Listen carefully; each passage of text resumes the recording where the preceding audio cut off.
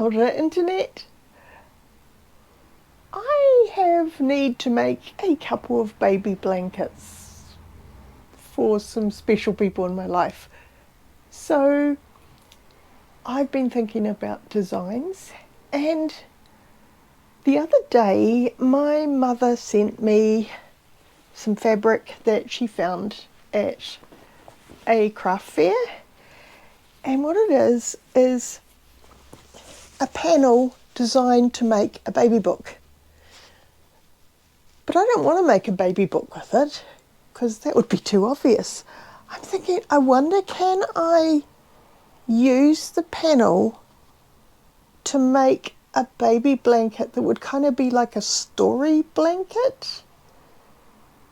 I only have a vague idea of what that would mean, but I think I'm going to try and see if I can get it to work.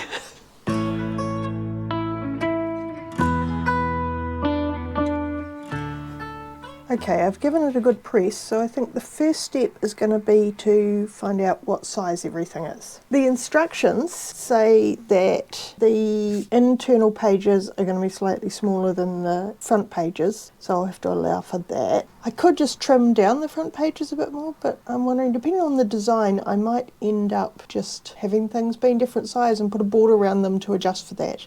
It's a story about a cat. I hadn't even noticed that. That's very on brand for me. So the first thing I'm going to want to do is put a border on each of these so that they're all the same size. I have to think about what size border I want. And also, do I want all the squares all kind of nicely lined up, or do I want to have them scattered all over the place? I can imagine a design where I had like something like that.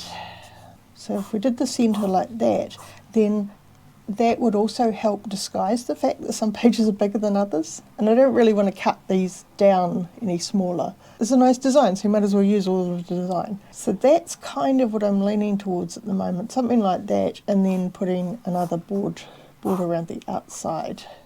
I've got this piece, which is, it's not quite the same blue, but it's not too far off, and it might be quite nice. I've actually got a decent chunk of it by the look of it. Normally I buy fabric in fat quarters, so I don't often have big pieces because I mostly work scrappy. Imagining that as a border between pieces. That could be quite nice, so that's one option. Most important thing now is to work out how much am I going to need. I'll spare you all the maths I did, only to come to the conclusion that the maths wasn't actually helping. I think this is going to be, rather than work out all the numbers now, I'm going to make them up as I go along, which is how I prefer to work. So my next steps are going to be cut out these shapes, border two sides of them, trim them to all be the same size, and then we'll see what happens from there. I think I'll make those strips 3 inches. That gives me plenty of wiggle room, and it's going to make it a little bit smaller. This isn't to go on a cot or anything, this is just a like lie on the ground, play on the blanket, read the story. The baby's not going to read the story. Parents are going to read the story. Yeah, this should work. Or do I want this one? I can't make up my mind between these two. I need to just cut things out and decide what they're going to look like. Because I also might not want to have them in completely straight lines like this, because they're all going to end up slightly different. I should have learnt by now that when I'm feeling this indecisive about the details, that usually means I'm not that happy with the overall design. By the time I'd cut out all the panels, I'd finally figured that out. I think I've changed my plan completely. I don't know, something about just using a single fabric for the background just wasn't inspiring me, and everything was being a little bit too regular. And then I thought, I could make this scrappy, but how about if every block had a different backing on it? And instead of having lovely regular rows, I have some blocks that have kind of wonky pictures on them. And I think that could be really fun. I now need to go back to all my fabrics and think about which fabrics to use. But this is inspiring me a lot more than my original plan did. I'm going to play for a while anyway and see what's going to look good together. I think I like this idea. only one I'm not liking at the moment is that bright green one in the second row. I like the bright green, it's just that it's blending in with the grass on the panel, so I might change that one out. So I'll do a bit of swapping around and see what I end up with.